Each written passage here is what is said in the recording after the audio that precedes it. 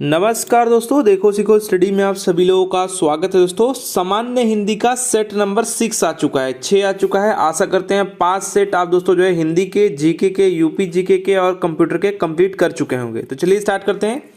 बहुत ही इंपॉर्टेंट मैं करवा रहा हूँ। देखिए, सबसे पहला नंबर जो क्वेश्चन है, पश्चिमी हिंदी का विकास किस अपभ्रंश से हुआ है। 2 बार ये लिखा गया, कोई बात नहीं। तो यहाँ पर दोस्तों जो है पश्चिमी हिंदी का जो विकास है वो किस अपभ्रंश से हुआ है। याद रखिएगा, पश्चिमी जो हिंदी है इसका जो विकास हुआ है वो सौरसेनी से हुआ है। किससे हुआ है? सौरसेनी अपभ्रंश से हुआ है पश्चिमी हिंदी। और पश्चिमी हिंदी जो बोलियां हैं इनमें कौन कौन सी, जैसे कि मान लीजिए यहाँ पर दे दिया है, मान लीजिए कि इसमें और डिटेल दे दे तो याद रखिएगा, ब्रज है, कौन कौन इसके अंतर्गत आता है अगर आ जाएगा तो बुंदेली है, और दोस्तों आपका खड़ी बोली है, और आपका कन्नौजी। तो ये सब क्या आते हैं? ये जो है पश्चिमी हिंदी के अंतर्गत आते हैं। याद रखिएगा, ये सब पॉइंट बहुत ही इंपॉर्टेंट है एग्जाम के लिए। ठीक है, ब्रज है, बुंदेली है, खड़ी बोली है, कन्नौजी है। ठीक है, अपभ्रंश पूछेगा सौरसेनी, पश्चिमी हिंदी जो है सौरसेनी अपभ्रंश से विकसित हुआ, विकास हुआ है, कुछ भी ऐसा बोल दे तो। ठीक है, नेक्स्ट बात करेंगे, देवनागरी लिपि का विकास माना जाता है, किससे माना जाता है? इसको मैंने पिछले जो है वीडियो में करवाया था। इसको माना जाता है ब्राह्मी लिपि से। ब्राह्मी लिपि से दोस्तों जो है इसका विकास माना जाता है। याद रखिएगा, सी यहाँ पर राइट आंसर हो जाएगा। देवनागरी लिपि का जो विकास है इसी से हुआ। अगर बात करेंगे, देवनागरी लिपि भारत की लगभग दोस्तों जो है 10 प्रमुख लिपियों में से एक है। 10 जो प्रमुख लिपियां उसमें से एक है। और जो देवनागरी है वो आक्षरिक लिपि है। याद रखिएगा, देवनागरी जो है आक्षरिक लिपि है, जो प्रचलित लिपियों, जैसे कि आपका आक्षरिक लिपि है, याद रखिएगा, जैसे आपका रोमन हो गया, ये भी आपका हो गया, जैसे आपका अरबी हो गया, ठीक है, या फिर जो है चीनी हो गया। ठीक है, तो चीनी आदि में सबसे अधिक जो है वैज्ञानिक कौन है? इनमें सबसे अधिक जो वैज्ञानिक है कौन है? जो है कौन सी लिपि? देवनागरी लिपि है। कौन सी? देवनागरी लिपि जो है इनमें सबसे वैज्ञानिक है। ठीक है, और देवनागरी में दोस्तों जो है एक वर्ण के लिए एक ध्वनि है, मतलब अलग अलग है सब में। ठीक है, अर्थात प्रत्येक अक्षर दोस्तों इसमें उच्चारित होते हैं। किसी किसी में देखेंगे कोई साइलेंट रहता है, कुछ ऐसे रहता है। ठीक है, नेक्स्ट देखिए, जिस काव्य पंक्ति में प्रयुक्त किसी एक ही शब्द के एक से अधिक अर्थ हो उस पंक्ति में अलंकार होता है। ध्यान दीजिएगा, बोला जा रहा है एक ही शब्द के एक से अधिक जब अर्थ होंगे तो उसको कहते हैं श्लेष अलंकार। याद रखिएगा, एक ही शब्द के कई जब अर्थ हो जाएंगे तो श्लेष अलंकार हो जाएगा। ठीक है, श्लेष का जो अर्थ होता है वो होता है चिपका हुआ। क्या होता है? चिपका, चिपका हुआ श्लेष का मतलब होता है स्नेहन से समझ लीजिएगा। ठीक है, मतलब चिपकने से रिलेटेड। नेक्स्ट बात करेंगे यहाँ पर, काली घटा का घमंड घटा। जैसे आपने देखा काली घटा का घमंड घटा, इसमें दोस्तों क्या हो रहा है? यहाँ पर यमक अलंकार हो जाए, पूछा जा रहा है कौन सा जो है अलंकार होगा। इसमें क्या होगा? देखिए, घटा जो है 2 बार आया है, ध्यान दीजिएगा, हटा देते हैं। घटा देखिए, काली घटा का घमंड घटा, ये देखिए, इसमें उदाहरण जो है ना ज़्यादा से ज़्यादा कर लीजिए, क्योंकि आपको देखते ही इतना सोचना नहीं है कि किसका कौन सा उदाहरण है। वैसे पता चल जा रहा है 2 बार घटा आ रहा है, एक घटा का मीनिंग अलग होगा, एक घटा का मीनिंग अलग होगा। ठीक है, जैसे बात करेंगे इस काली घटा, मतलब यहाँ पर क्या हो रहा है? यहाँ पर हो रहा है मीनिंग बादल। क्या होगा? बादल। और घटा मतलब यहाँ पर कम होना। ठीक है, तो बादल का घमंड घट गया, अहंकार जो है घट गया। तो यहाँ पर ये एक ही घटा घटा है, उसकी आवृत्ति भी हो रही है, 2 बार लिखा भी गया है, लेकिन मीनिंग दोस्तों क्या है? अलग होता है। तो वहां पर क्या होता है? जैसे आपका कनक, कनक वाला जो आता है वो भी आपका यमक वाला हो जाता है। कनक का मतलब आपका सोना, एक मन धतूरा। ठीक है, नेक्स्ट बात करेंगे, निम्नलिखित में से कौन सा शब्द बहुब्रीहि समास का उदाहरण है? इनमें से कौन सा? बहुब्रीहि मतलब मैंने आपको ट्रिक से बताया था। देखिए, समास वाला देख लीजिए, समास वाला जो हमने नोट्स बनवाया है, एक ही पेपर ऐसे किया है, उसी पे रफ कॉपी है, उसमें मैंने ऐसे ऐसे लिख दिया है, बस वैसे करके एक नोट्स बना लीजिए और इधर आपका उदाहरण कर लीजिए सामने सामने। तो जितना उदाहरण कर लेंगे उतना आपका क्लियर हो जाएगा। समास में देखिए, मैंने बताया था जो बहुब्रीहि है इसमें क्या होगा? बहुब्रीहि से आपको पता चल रहा है क्या होगा? ये मैंने बताया था ये जो है तीसरे पद को, मतलब ना ही उत्तर पद ना ही मतलब पूर्व पद, इसमें बात होगा किसी तीसरे पद की। मैंने ये रहता है, अगर हम अपने तरीके से मैं बताऊं, मैंने जो पकड़ा है ये रहता है पर्यायवाची। क्या रहता है? ये रहता है पर्यायवाची, मतलब ये लिखा कुछ और रहेगा लेकिन उसका मीनिंग कुछ और रहेगा, मतलब किसी को किसी उपनाम से जाना जाता होगा। अगर ये पकड़ने का सीधा सीधा ट्रिक है तो किसी न किसी को उपनाम, जैसे त्रिभुज है तो तीन भुजा, यानी ये तो द्विगु समास हो जाएगा। ठीक है, और देखिए नवरात्रि में क्या हो, नवरात्रि में दोस्तों क्या होगा आपका, नवरात्रि, तो यहाँ पर नवरात हो जाएगा। ठीक है, तो यहाँ पे आप द्विगु लगा सकते हैं। यहाँ पर देखिए त्रिलोक, तीन लोक जो है जल थल आकाश, तो यहाँ पर दोस्तों ये भी आपका तीन वाला आ रहा है, द्विगु हो जाएगा। लेकिन यहाँ पर दशानन देखेंगे ना, तो दशानन में 10 है, लेकिन ये किसको कहते हैं? सिर्फ एक ही व्यक्ति को कहते हैं। किसके कहते हैं? रावण को कहते हैं। तो जब ऐसा कुछ आए ना जो किसी और को इंडिकेट कर दे, तो वहां पर आपको बहुब्रीहि मानना है। तो बी यहां पर राइट आंसर हो जाएगा। बहुब्रीहि समझ में आ गया होगा। ऐसे ही कोई भी एग्जांपल आएगा तो मैं आपको अच्छे से समझा दूंगा। नेक्स्ट बात करेंगे, जब किसी पद की व्याख्या करनी हो तो उसके संबंध में विस्तार से कुछ कहना हो, तो इनमें से किस विराम चिन्ह का जो है उपयोग आप करेंगे? ध्यान दीजिएगा, जब विस्तार से किसी चीज का विवरण देना रहेगा तो हम करते हैं भैया ये ऐसे ऐसे और ये बना देते हैं। तो इसी को कहते हैं क्या? विवरण चिन्ह कहते हैं। विवरण चिन्ह कहते हैं दोस्तों, याद रखिएगा। जब विस्तार में कुछ उसको बताना होगा तो विवरण चिन्ह मतलब व्याख्या कर देंगे, यहाँ पर विवरण दे देंगे। तो डी यहाँ पर राइट आंसर हो जाएगा। ध्यान दीजिएगा, ये थोड़ा सा अलग क्वेश्चन है, तो अगर एग्जाम में आ जाता तो 1 नंबर आप सबसे अलग हो जाएंगे, ऊपर हो जाएंगे। नेक्स्ट देखिए, अयादि संधि। अयादि संधि, संधि का चैप्टर देख लीजिए, बहुत छोटा छोटा लिखा है, उसको थोड़ा सा क्वालिटी करके देखिएगा। जो भी नोट्स मैंने बनाया है रफ कॉपी ही है, उसी पे लिख दिया है, तो उसको अच्छे से आप जो है क्वालिटी बढ़ा के देख लीजिएगा। अयादि संधि मैंने आपको ट्रिक बताया था, जिसे अयादि संधि में क्या हो रहा था, 3 अक्षर का पहले तो रहता है। ठीक है, उसमें क्या होता है, उसमें बीचे दोस्तों जो बीच में रहता है वो आ जाता है, ऐसे करके आ जाए। जिसे पकड़ने का ट्रिक मैंने बता रखा है। अगर आप देखिए एग्जाम्पल्स में से, तो नाविक है, बहुत बार आता है, तो नाविक को लिखते हैं 9 + ईक बराबर क्या लिखते हैं? नाविक। इसमें देखिए वह बीच में आ रहा है, ऐसे ही करके पता चल जाता है। पवन आ जाता है, पावन आ जाता है, ये सब तुरंत पकड़ा जाता है। तो देखिए यहाँ पर डी राइट आंसर हो जाएगा।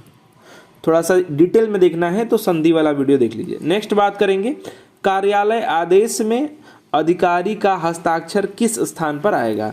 तो कार्यालय आदेश में पत्र के नीचे दाहिनी ओर, जैसे ये पत्र है, इसके नीचे नीचे देखते हैं ना, यहाँ पर रहता है, तो यहाँ पर दाहिनी ओर जो है क्या करते हैं, सिग्नेचर होता है, आप देखे होंगे। ठीक है, तो यहाँ पर जो है, कहाँ पत्र के नीचे लिखा नहीं है, तो नीचे दाहिनी ओर। ठीक है, ये राइट आंसर ए हो जाएगा।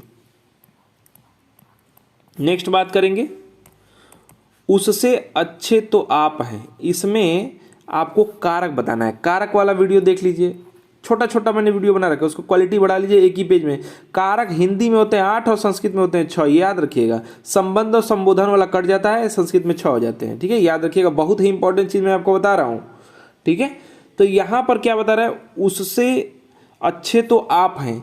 इसमें अगर आप देखें तो संज्ञा के जिस रूप, कारक की बात करेंगे ना, तो जो संज्ञा के जिस रूप में एक वस्तु से दूसरी वस्तु को अलग होने का मतलब, यहाँ पर क्या बता रहा है, उससे अच्छे तो आप हैं। तो उससे और आप में क्या हो रहा है, जो है क्या हो रहा है, अलग, यानी क्या हो रहा है, अपादान। जब भी अलगाव की बात होगी, विक्षोभ मतलब क्या होगा, ऐसा कुछ होगा जिससे अलग, जैसे पेड़ से पौधा टूट गया। ठीक है, कभी कभी क्या होता है, जिसे इसकी अलग व्यक्तिगत बता दिया जाता है, इससे अलग। यहां भी अलगाव बताया जाएगा, जहां अलगाव बताया जाएगा वहां अपादान हो जाता है, याद रखिएगा। ठीक है, और साथ में साथ याद रखिएगा, जो है उससे और आप में तुलना की जब बात होगी, जब तुलना होगा, तुलना, तो तुलना में भी एक अलगाव होता है। तुलना में भी क्या होता है, तुलनात्मक जब बात करेंगे तो उसमें एक अलगाव होगा। जब उसमें क्या होगा, एक अलग, इस तरह कैसे, इस तरह से था, तो इसमें से कोई एक अधिक है, यानी ये वाला बढ़िया है, ये वाला खराब है। तो जब भी ऐसी बात होगी तो क्या करेंगे आप, अपादान। बी यहाँ पर राइट आंसर हो जाएगा। याद रखिएगा, अलगाव की भावना उसमें छिपा हो सकता है, अच्छे से आप पढ़ेंगे समझ में आएगा। नेक्स्ट बात करेंगे, राम ने खाना खाया होगा, मतलब पता नहीं है, में खाया होगा कौन सी क्रिया है? देखिए ये दोस्तों जो है खाया होगा, गा लगा हुआ है, तो अगर आप सोचेंगे कि ये दोस्तों भविष्य है तो किसी भी ऑप्शन में आपको मिलेगा नहीं। ठीक है, यानी खाया होगा यानी काम हो गया। अगर ध्यान से देखिए तो ये क्या बता रहा है, ये काम हो गया, ये लिखना नहीं है काम हो गया, तो काम हो गया अगर बता रहा है यानी कि भूतकाल है। ठीक है, लेकिन हमको पता नहीं है खाया होगा कि नहीं। ये तो मतलब बात से पता चल रहा है ना कि हमको कंफर्म नहीं है। राम ने खाना खाया होगा, मान ली कोई पूछा राम ने खाना खाया है, होगा पता नहीं, तो ऐसे करके नहीं रहता है। तो जब हमको ऐसा जब बात है तो भूतकाल हो जाता है। लेकिन यहाँ पर संदिग्ध है, मतलब ये कंफर्म नहीं है, संदेह है कि खाना खाया होगा कि नहीं। ठीक है, तो जैसे कि आप ऑप्शन से पकड़ लेंगे, यहाँ पर राइट आंसर बी हो जाएगा। जैसे तुम आते तो मैं जाता, या फिर ट्रेन समय पर आती तो मैं जाता, या फिर मैं समय पर प्लेटफॉर्म पहुंचता तो मैं समय से ट्रेन पकड़ लेता। तो हेतु जो पूरा यहाँ पर जो भूत आपका हो जाता है। ऐसा जब भी रहे तो हेतु मतलब है। आसन मतलब जस्ट अभी मैंने आम खाया है, तो अभी जस्ट जो है ये कंप्लीट हो रहा है, तो आसन ऐसे करते हैं। अपूर्ण मतलब कि अभी मैंने देखा था तो वो काम कर रहा था, अब पता नहीं काम कर रहा था, काम हुआ कि नहीं हुआ। ठीक है, तो जब भी ऐसा रहेगा तो अपूर्ण करेंगे। ठीक है, तो सब मैंने ऑप्शन के अनुसार बता दिया आपको। नेक्स्ट बात करेंगे, निम्नलिखित वाक्यों में से कौन सा जो है संदिग्ध भूतकाल, फिर आ गया वही वाला, तो पकड़ना है, वैसे ही होगा, मतलब ये अंदाजे पर बोलेगा। ठीक है, मैं सामान वहीं रखा था। ठीक है, मैंने, सॉरी यहाँ पर होना चाहिए था ना, मैंने वहीं सामान रखा था, ये लेकिन संदिग्ध भूतकाल कैसे होगा? ये तो कन्फर्म बता दे रहा है, मैंने वहीं सामान रखा होगा, ये वाला होगा, ये वाला क्या हो जाएगा? संदिग्ध भूतकाल हो जाएगा। ठीक है, राइट आंसर यहाँ पर सी हो जाएगा। नेक्स्ट बात करेंगे, सूरज पढ़ा लिखा और अधिकारी बना, ये सरल वाक्य है। तो इसका दोस्तों सरल वाक्य आपको बताना है। यहाँ पर देखिए इसका बताना है, ये वाक्य क्या है? सूरज पढ़ा लिखा और जो है अधिकारी बना। तो ये जो है दोस्तों जब और से जुड़ा हुआ है तो इस जो पकड़ लेते हैं आप, तो उसको क्या कहते हैं? जो संयुक्त वाक्य या सरल वाक्य है। इसमें दोस्तों जो है अगर बात करेंगे कि इसको रूपांतरित कर सकते हैं तो थोड़ा सा छोटा कर सकते हैं। जैसे सूरज पढ़ लिख कर, जैसे पढ़ा लिखा है ना, तो इसको ऐसे कर सकते हैं, पढ़ लिख कर है ना, तो ऐसे थोड़ा सा छोटा कर सकते हैं। तो देखिए यहाँ पर है सूरज पढ़ लिख कर अधिकारी बना। यहाँ पर दोस्तों जो है ये सरल वाक्य में कुछ इस प्रकार से बना सकते हैं। ठीक है, संयुक्त वाक्य दिया है और से जुड़ा हुआ है। नेक्स्ट बात करेंगे, हथियाना में कौन सी क्रिया है? हथियाना में कौन सी क्रिया है? तो हथियाना में दोस्तों जो है ये क्या है? जब भी आप देखें कि आना ऐसे लगा रहे तो ये सब क्या होता है? संज्ञा या जो विशेषण शब्द से जो बन जाते हैं उनको कहते हैं क्रियाओं को नाम धातु क्रिया। क्या कहते हैं? संज्ञा या जो विशेषण है तो उसमें दोस्तों जब आना लगा दिया मतलब ये बन जाते हैं नाम धातु क्रिया। जैसे कि हथियाना, लजाना, लाज से बन गया है। ठीक है, तो लजाना, रंगना, दुखाना, बतियाना। ठीक है, तो ये क्या होता है? नाम धातु। तो डी यहाँ पर राइट आंसर हो जाएगा। नेक्स्ट बात करेंगे, मैथिली शरण गुप्त की यशोधरा। यशोधरा दोस्तों क्या है? तो ये सब आपको थोड़ा सा याद रखना चाहिए, एक दो बार देखे रहेंगे। तो ये रचना जो है ये आपका काव्य माना जाता है।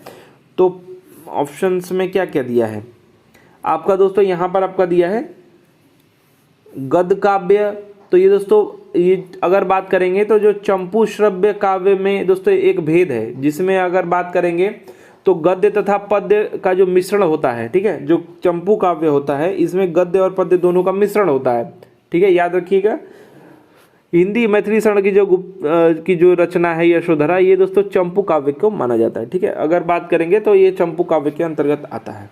इसमें मिक्स है, क्या है? पद्य और गद्य। ठीक है, याद रखिएगा, चंपू मतलब मिला दिया गया है, ऐसे याद कर सकते हैं। नेक्स्ट बात करेंगे, समूहार्थक शब्द को चिन्हित कीजिए। समूहार्थक मतलब ग्रुप की बात करेगा, जब भी ऐसा बात करेगा क्या करेगा? ग्रुप की बात करेगा।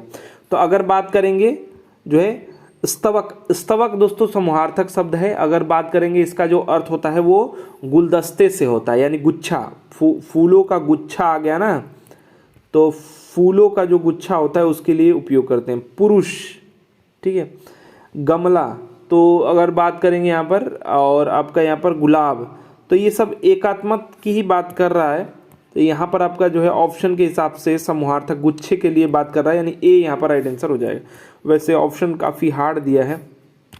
नेक्स्ट बात करेंगे, विलोम की दृष्टि से एक जो है युग्म अशुद्ध बताना है, गलत वाला बताना है। तो याद रखिएगा जो है आयात का निर्यात, ये बिल्कुल ठीक है। अगर बात करेंगे दोस्तों दृश्य का अदृश्य, मैंने दिख रहा है गायब हो गया, ठीक है, तो ये भी ठीक है। प्रत्यक्ष का परोक्ष, जैसे कि डायरेक्ट इनकम होता है, इनडायरेक्ट इनकम वही तो डायरेक्ट इनडायरेक्ट। लेकिन आमिष का जो है आपका शामिश एक ही, ये दोनों अर्थ निकल रहा है। आमिष का जो है निरामिष होता है, याद भी किए होंगे आप, बहुत बार आ चुका है एग्जाम में।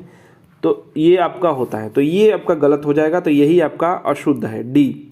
नेक्स्ट बात करेंगे, किस विकल्प में सभी शब्द परस्पर पर्यायवाची हैं? कौन सा विकल्प है जिसमें सभी शब्द क्या हैं?